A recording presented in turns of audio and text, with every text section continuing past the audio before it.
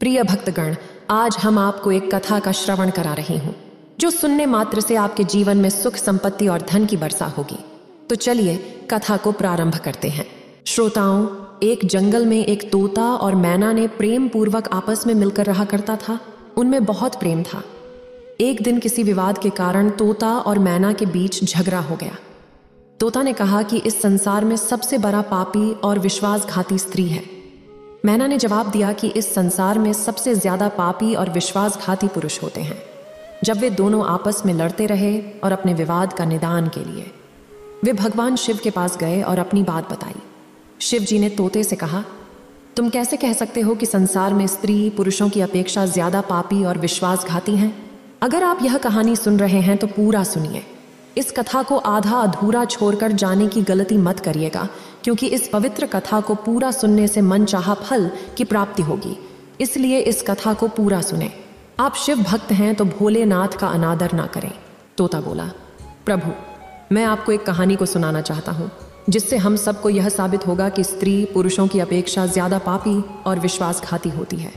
फिर भगवान शिव बोले, ठीक है, तुम कहानी सुनाओ। श्रोताओं, तब तक माता पार्वती आ जाती है और कहती है, मुझे भी यह कहानी सुननी है, मैं भी सुनना चाहती हूँ।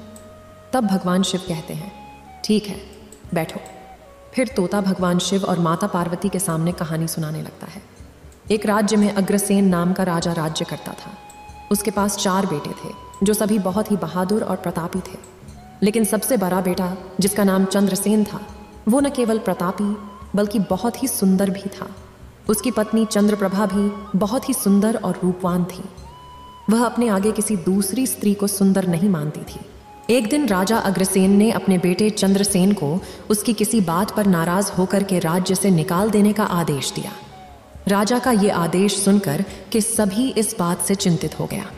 फिर चंद्रसेन अपने महल में गया और उदास हो गया। उधर चंद्रसेन को उदास देखकर उसकी पत्नी ने पूछा, प्राणनाथ, आप उदास क्यों हैं? आप इतना मुरझाया हुआ क्यों हैं? राजकुमार होकर भी आप इस तरह चिंतित क्यों हैं? तब चंद्रसेन सोचने लगा कि मैंने बहुत बुरा किया है और अपनी सारी बात अपनी पत्नी को बता दी। उसी समय उसकी पत्नी मूर्छित हो जाती है। फिर दासियों ने चंद्रप्रभा पर गुलाब का पानी का छिड़काव किया। तब जाकर वो होश में आ गई। अब होश में आकर चंद्रप्रभा ने अपने पति राजकुमार चंद्रसेन से कहा, आप मुझे दासी पर छोड़कर परदेश चले जाएंगे तो मैं आपके बिना कैसे जी पाऊंगी? मैं भी आपके साथ ही चलूंगी। तब राजकुमार चंद्रसेन कहता है, तुम मेरे साथ कैसे चल सकती हो? क्योंकि दूसरे राज्य में अनेक प्रकार के संकट होते हैं और तुम नर्म नाजुक महलों में रहने वाली, महलों के बिना यह कष्ट कैसे बर्दाश्त कर पाओगी? फिर तो राजकुमार चंद्रसेन की बात को सुनकर रानी चंद्रप्रभा कहती है, प्रीतम, जितने भी दुख दूसरे राज्य में आएंगे वो सब हमारे साथ होते हुए सूखी से भी अधिक सुखमय लगेंगे। महल के सुख बिना आपके जंगल के दुखों से भी अधिक डरावने लगेंगे। इसलिए मैं भी आपके साथ चलूंगी।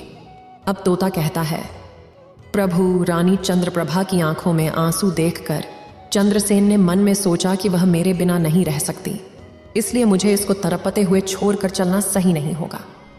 इन सभी बातों को सोचते हुए राजकुमार चंद्रसेन अपनी पत्नी चंद्रप्रभा से कहते हैं, तुम उदास नहीं होना, हम तुम्हें साथ लेकर जाएंगे। इस बात से चंद्रप्रभा खुश हो जाती है और अपने पति के साथ जाने की तैयारी करने लगती है। अगली सुबह वे राज्य से बाहर निकलकर एक जंगल में पहुंचते हैं। चलते चलते थक जाते हैं और फिर उन्होंने एक बरगद के वृक्ष के नीचे विश्राम करने का निर्णय लेते हैं। वे बहुत थके हुए थे। ठंडी हवा के झोंकों ने उन्हें नींद तुरंत आ गई। परंतु कुछ देर बाद वहीं पर एक सांप ने रानी को काट लिया। फिर तोता कहता है, हे प्रभु, आगे सुने। सांप के डसते ही रानी तड़पने लगी और चंद्रसेन की आंख खुल गई तो रानी को तड़पता हुआ देखकर और सांप को जाता हुआ देखकर चंद्रसेन बेचैन हो गए। फिर कुछ देर बाद रानी की मृत्यु हो गई। इस प्रकार मृतक रानी को देखकर चंद्रसेन ऊंचे स्वर में रुदन विलाप करने लगे। उसका रोना धोना सुनकर जंगल के जीव जंतु उसे खाने के लिए वहां आ गए। फिर चंद्रसेन ने मन में सोचा, अब जीवन संगिनी ही मर गई है तो मैं अब जी कर क्या करूंगा और इसी जंगल में अपने प्राण त्याग दूंगा। ऐसा मन में सोचता है। फिर वो रानी की लाश के पास से उठ जाता है और जंगल से लकड़ियां इकट्ठी करने लगता है और रोकर कहता हूं कि मैं भी रानी की चिता में जलकर मर जाऊंगा। बस उस समय स्वर्ग से एक देवदूत आता है और मुझे रोते हुए देखकर उसके मन में दया आती है। वह राजकुमार चंद्रसेन के पास जाता है और पूछता है, तुम क्यों रो रहे हो? आखिरकार तुम्हारा दुख क्या है? तो राजकुमार चंद्रसेन ने देवदूत से कहा, मेरे पास अपना दुख कहने की शक्ति नहीं है। मुझे चाहिए कि यह धरती फट जाए और मैं इसमें समा जाऊं। फिर देवदूत ने कहा, तुम मुझे अपना हाल बताओ, शायद मैं तुम्हारी मदद कर सकूं। फिर चंद्रसेन ने कहा, महाराज, मैं एक राजकुमार हूं और राजा अग्रसेन का बेटा हूं। मेरे पिता ने मुझे राज्य छोड़ने के लिए कहा था, इसलिए मेरी पत्नी और मैं इस जंगल में चलते चलते यहाँ आ गए। यहाँ आकर मेरी पत्नी को सर्प ने काट लिया है और उसकी मृत्यु हो गई, और मैं लकड़ियाँ इकट्ठा कर रहा हूँ ताकि मैं अपनी पत्नी के साथ ही जलकर अपने आप को भी अग्नि के हवाले कर सकूं। तब तोता कहता है, हे प्रभु, आगे सुने। चंद्रसेन की बातों को सुनकर देवदूत कहते हैं, राजकुमार, तू बड़ा मूर्ख है। यह संसार है, यहाँ इंसानों का आना जाना लगा रहता है। इस शरीर को एक दिन सबको त्याग देना पड़ेगा, तू भी इसे जानता है। इस संसार में कोई भी किसी के साथ नहीं आता और ना ही किसी के साथ जाता है, फिर भी तुम मूर्खों की तरह यह बात कर रहे हो।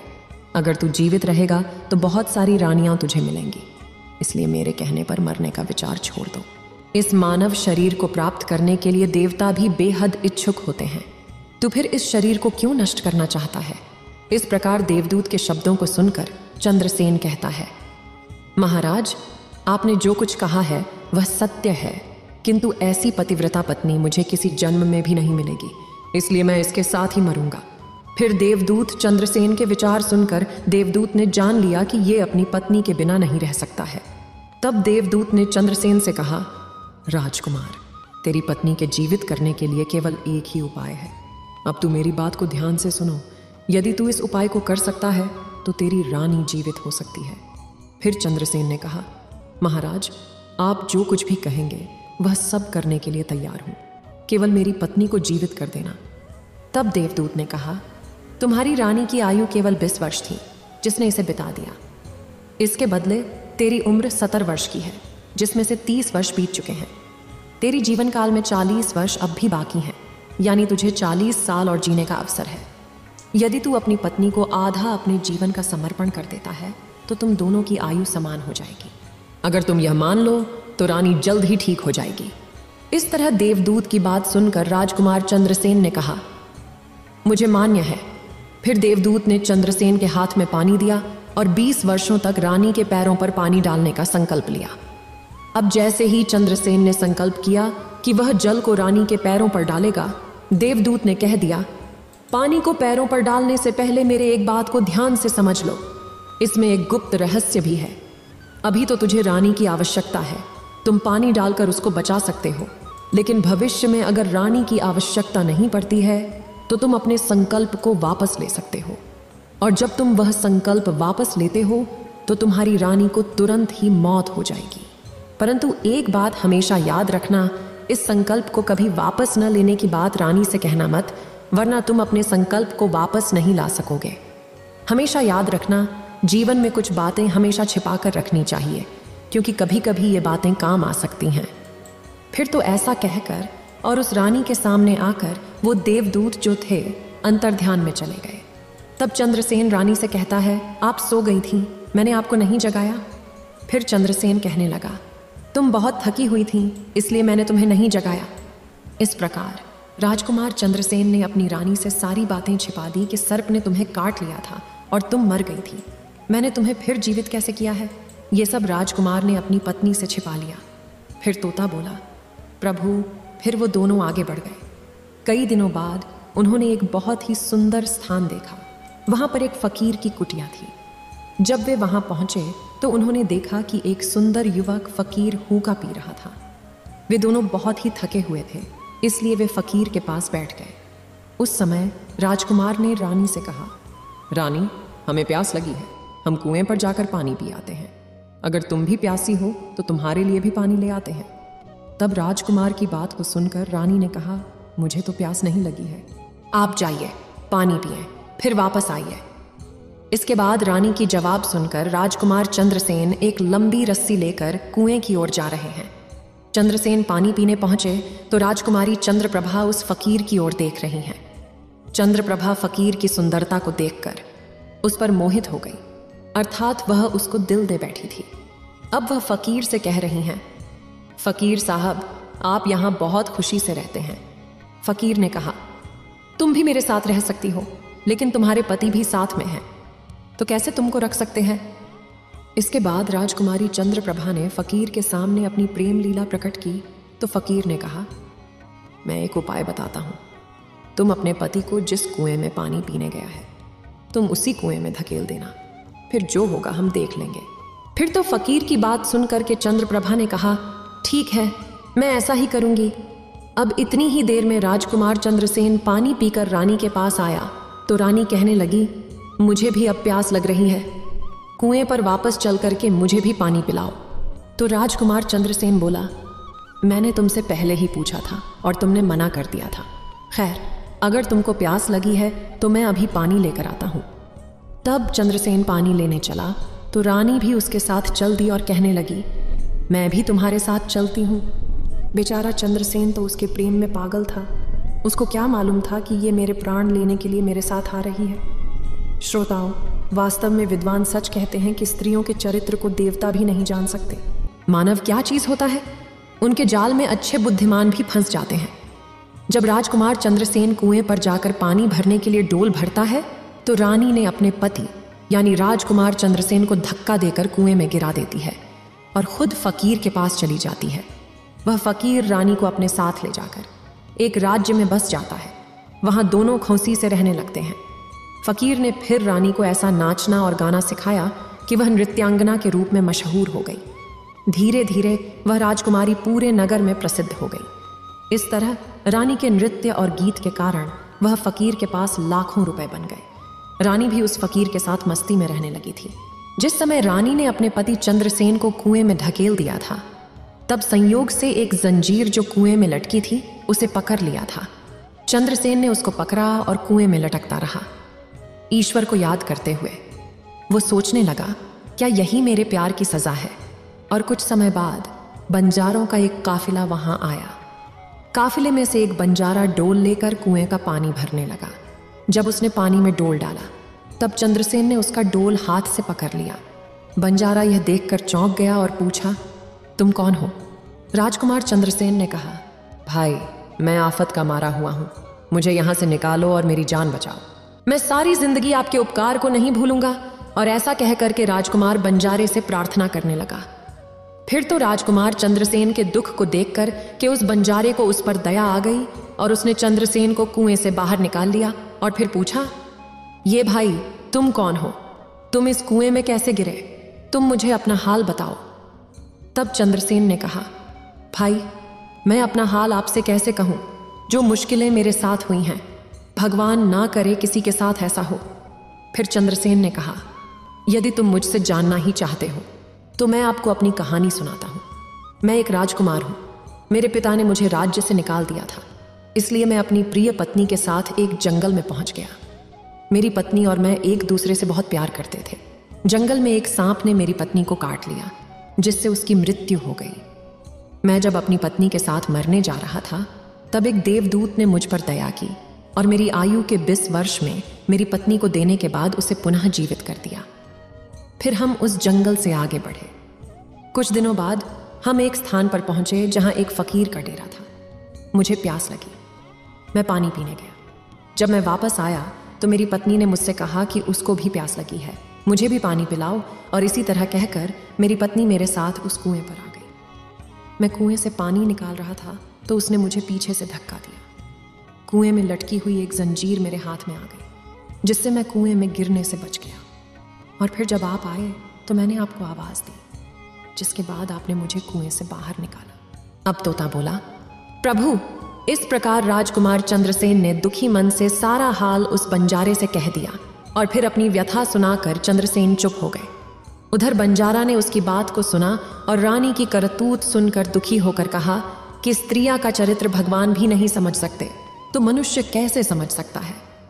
बोलकर ऐसे कहकर बंजारा ने चंद्रसेन को सिर पर हाथ फेरा और कहा, तुम चिंता मत करो, भगवान बड़े दयालु हैं, वह तुम्हारी सहायता करेंगे। फिर उसने और कहा, तुम चाहो तो हमारे साथ कुछ दिन रुक सकते हो। राजकुमार चंद्रसेन ने उन बंजारों के साथ रहने को सहमत हो गया। फिर उनकी सहायता से वह कुछ दिनों बाद उसी राज्य में पहुंचा जहां उसकी पत्नी चंद्रप्रभा और वह फकीर रह रहे थे। उस राज्य को देखकर वह बंजारे से कहा, भाई, मेरी इच्छा है कि तुम कुछ दिन इस राज्य में रहते हैं। तब बंजारे ने कहा, आप जैसे चाहें, मुझे कोई आपत्ति नहीं है। फिर राजकुमार चंद्रसेन, जो बंजारे से विदा होकर राज्य में आया, काम की तलाश में घूमने लगे। कुछ दिनों बाद राजकुमार की मेहनत परिश्रम देखकर उसे एक बड़े व्यापारी ने अपने पास नौकरी पर रख लिया। इस तरह राजकुमार चंद्रसेन ने उस व्यापारी के पास रहना शुरू किया और बड़ी मेहनत और प्यार से अपने कर्तव्यों का निर्वाह करना शुरू किया। यह देखकर उस व्यापारी ने चंद्रसेन को बड़ा सम्मान दिया और उसे अपने यहाँ का मुनीब बना लिया। और इस तरीके से राजकुमार चंद्रसेन के दिन बड़ी खुशी खुशी गुजरने लगे। अब एक दिन नगर के राजा के यहाँ चंद्रप्रभा के नृत्य का आयोजन हुआ। राजा ने उस शहर के सभी बड़े व्यापारी और सेठों को अपने यहाँ नृत्य देखने के लिए आमंत्रित किया। जब राजकुमारी चंद्रप्रभा का नृत्य होने वाला था, शहर के सभी व्यापारी और सेठ साहूकार राजा के यहाँ पहुंच गए।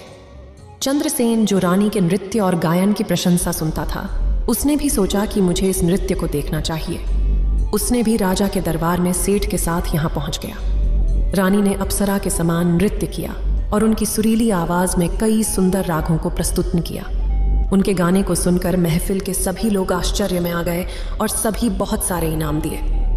इसके साथ ही राजा से लेकर प्रजा तक सभी ने उन्हें प्रशंसा की। राजकुमार चंद्रसेन ने अपने हाथ की अंगूठी उठाई जिसमें हीरा जरा हुआ था और फिर वह उसे उतारकर रानी चंद्रप्रभा को भेंट कर दी।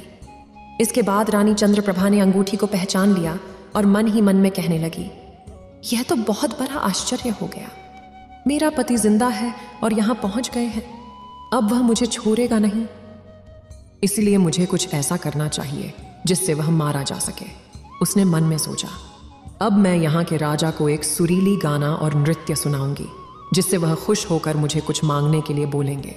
तब मैं राजा के आदेश से उन्हें मारवा दूंगी। इसके बाद राजकुमारी चंद्रप्रभा ने एक सुरीली गाना और नृत्य को सुनाई। रानी की इस बसंत की बहार को सुनकर राजा खुश हुआ। वह चंद्रप्रभा को वो बोले, मैं तुम पर बहुत खुश हूं, तुम मुझसे क्या मांगती हो? तब राजकुमारी ने कहा, अगर आप मुझसे प्रसन्न हैं तो सबसे पहले मुझे वचन दीजिए और फिर जो कुछ मैं मांगूंगी वह आप मुझे वही देंगे। फिर चंद्रप्रभा ने कहा, इस सभा में मेरे एक चोर है, कृपया उसे फांसी की सजा दें। राजा ने कहा, तुम उस चोर को मेरे सामने लाओ। रानी ने उसका हाथ पकड़ा और उसे राजा के सामने ले गई। राजा ने अपने सैनिकों को आदेश दिया कि उस चोर को जल्लादों के पास ले जाओ और उसे चोर को फांसी पर चढ़ा दो। इसी बीच चंद्रसेन का सेठ भी वहां पहुंचा। वो डरकर चंद्रसेन के पास गया और पूछा, तुमने क्या चुराया इस नर्तकी का जिसके कारण वह तुझे मारना चाहती है? चंद्रसेन ने अपने मालिक से कहा, मालिक, मैंने कुछ नहीं चुराया है, बस आप इस राजा को केवल यह बता दो कि वह मेरी 2 बातें सुन ले, इससे मेरी जान बच सकेगी। अब चंद्रसेन का मालिक इसे सुनकर अपने साथी व्यापारियों और साहूकारों के पास गया और सभी ने मिलकर मशवरा किया। उन्होंने कहा, मित्रों, या तो राजा न्याय करें या हम सभी इस शहर को छोड़कर कहीं और चले जाएंगे। और इस प्रकार सभी व्यापारी राजा के पास गए और कहने लगे, राजा साहब, हमारा मुनीब निर्दोषी है, उसे मार देने की आपका आदेश है। वह कह रहा है कि वह अपनी 2 बातें आपको कहना चाहता है।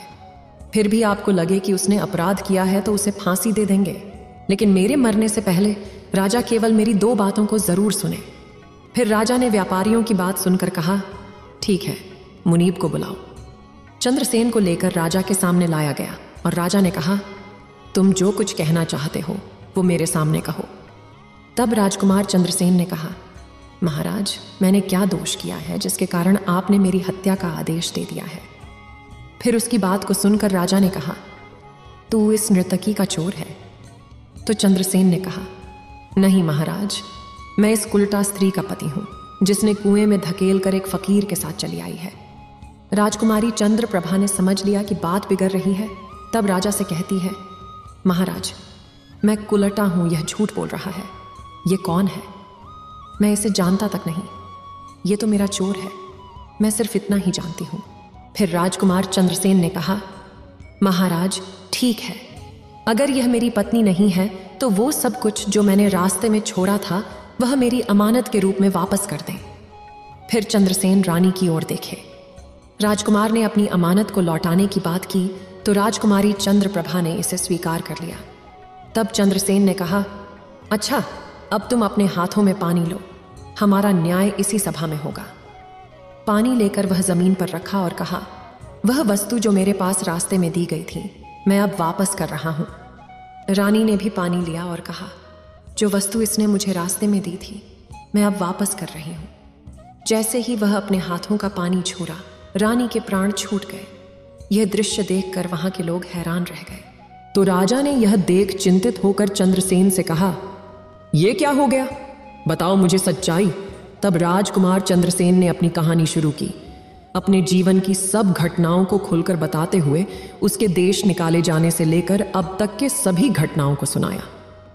राजा ने सब कुछ सुनकर चंद्रसेन को अपने गले लगा लिया और अपनी बेटी की शादी चंद्रसेन के साथ कर दी। तोता ने कहा, प्रभु, मैंने इस कहानी को सुना है। मैं भी स्त्रियों से घृणा करता हूँ और मैं यह कह सकता हूँ कि इस संसार में स्त्रियां पुरुषों से अधिक पापी और विश्वासघाती होती हैं। अब श्रोताओं, एक बार तोते ने भगवान शिव और पार्वती को एक कहानी से यह बताया कि स्त्री पुरुषों की तुलना में अधिक पापी और विश्वासघाती होती हैं। तो सभी ने इसे सुनकर हैरानी में डाल दिया। पार्वती ने कहा, प्रभु, मुझे लगता है कि तोते सच कह रहा है। स्त्री तो सभी में से केवल एक दो ही बिना नैतिक मूल्यों और ईमानदारी के हो सकती है, परंतु पुरुषों में भी ऐसे कुछ हैं जो पापी और विश्वासघाती हो सकते हैं। फिर भगवान शिव ने पूछा, ठीक है, तो मैना तुम कैसे सिद्ध करोगी यह बात? मैं भी एक कहानी सुनाती हूँ जिससे स्पष्ट होगा कि स्त्री की तुलना में पुरुष अधिक पापी और विश्वासघाती होते हैं। फिर माता पार्वती कहना शुरू किया, प्रभु, एक गांव में एक परिवार रहता था जो बहुत ही धनवान था और उस धनवान यानी सेठ का बेटा एक अद्भुत प्रकार का व्यक्ति था। सेठ का बेटा इतना जुआरी था कि सेठ उसके बारे में सोचते सोचते परेशान रहता था। एक दिन उनका बेटा जुआ खेल रहा था। उसी दिन उसके पिता का निधन हो गया। फिर भी वह जुआ खेलना बंद नहीं किया, लेकिन पिता की मृत्यु के बाद वह खुल के जुआ खेलने लगा और सब कुछ हार गया। फिर वह अपने गांव से दूर चला गया और एक सेठ के घर पहुंचा और सेठ से बोला, मुझे बहुत तेज प्यास लगी है, मुझे एक ग्लास पानी मिलेगा? तो सेठ ने उस युवा से पूछा कि तुम कौन हो, क्या करते हो और कहां से आए हो? जिसके उत्तर में उस युवा ने कहा, मैं एक व्यापारी हूं और यहां से जा रहा था, तो सोचा कि पानी पीकर चला जाऊं। तब सेठ ने पूछा कि तुम कौन व्यापार करते हो? तब युवा कहता है, व्यापार करते समय मेरे सामान समुद्र में गिर गया, इसलिए यदि आप मेरी कुछ मदद कर दें तो अच्छा होगा। फिर सेठ ने लड़के की बात सुनी और फिर उसकी बातों के जाल में फंस गया और कहने लगे कि बेटा, तुम तो ठीक हो और कुछ कमा भी लेते हो, तो क्या मेरी बेटी से शादी करोगे? अब तो ये बात सुनकर युवा खुश हो जाता है और शादी के लिए हाँ कह देता है, जिसके बाद दोनों का विवाह हो जाता है। प्रभु, इस प्रकार सेठ अपनी बेटी को धन के साथ विदा कर देते हैं। उधर युवा लड़का को तो बस केवल धन के लिए विवाह करना था, तो उसने वो भी कर लिया। अब विवाह के बाद जब युवा सेठ की लड़की को साथ लेकर जा रहे थे तो एक जंगल आ गया।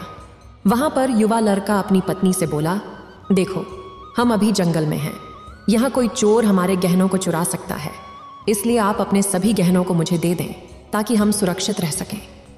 युवा की पत्नी ने अपने पति पर भरोसा किया और अपने सभी गहनों को उन्हें सौंप दिया। और क्यों ना करें, क्योंकि वह उनके पति थे। उसके बाद युवा ने अपनी पत्नी के गहनों को एक पारदर्शी बंधने में बांध लिया और फिर वे जंगल में आराम से ठहरे। इस दौरान युवा के मन में लालच उत्पन्न हुआ और उनकी पत्नी के साथ जाने वाली एक दासी थी जिसे सेठ ने अपनी लड़की के साथ भेजा था। युवा ने फिर उस दासी को मार डाला। फिर उसने अपनी पत्नी को एक कुएं में गिरा दिया और मन में यह विचार किया कि मैं इसके साथ में सिर्फ पैसों के लिए शादी की थी, मेरे पास पैसे मिल गए, और उसने सोचा कि वह पानी में डूबकर मर जाएगी। इस तरह सोचकर वह युवा वहां से चला गया, लेकिन उसकी पत्नी नहीं मरी और वह कुएं से बाहर निकलने के लिए आवाज देती रही। कुएं के पास से एक आदमी गुजर रहा था और जब उसने किसी महिला की आवाज सुनी तो वह उस महिला को कुएं से बाहर निकाल लिया। फिर कुएं से बाहर निकलने के बाद महिला ने अपनी सारी जानकारी उस व्यक्ति को दी और उस व्यक्ति ने महिला को उसके पिता के घर पहुंचा दिया। अब जब महिला पिता के घर पहुंची तो उसके पिता ने पूछा, तुम्हारे साथ क्या हुआ? महिला ने कहा, पिताजी, जंगल में कुछ चोरों ने हम पर हमला किया था और दासी को मार दिया, मुझे कुएं में धकेल दिया और पति के बारे में कुछ पता नहीं है। बेटी की बातें सुनकर सेठ जी ने कहा, कोई बात नहीं, भगवान सब ठीक करेंगे। अब मैं यह कहती हूं कि प्रभु, इस दुनिया में स्त्री और पुरुष दोनों ही विश्वासघाती और पापी हो सकते हैं। अब आपके हाथ में न्याय का फैसला है। मैंने भी आपको एक कहानी सुनाई है और तोते ने भी एक कहानी सुनाई है। अब आप ही न्याय करें। उसने अपनी पत्नी को मारा और सारा सामान लेकर के चला गया। अब तोता और मैना की कहानी सुनकर भगवान शिव बोले, ठीक है तोता और मैना, मैंने तुम्हारी कहानी को ध्यान से सुना है। अब मैं तुम्हारा न्याय करता हूँ।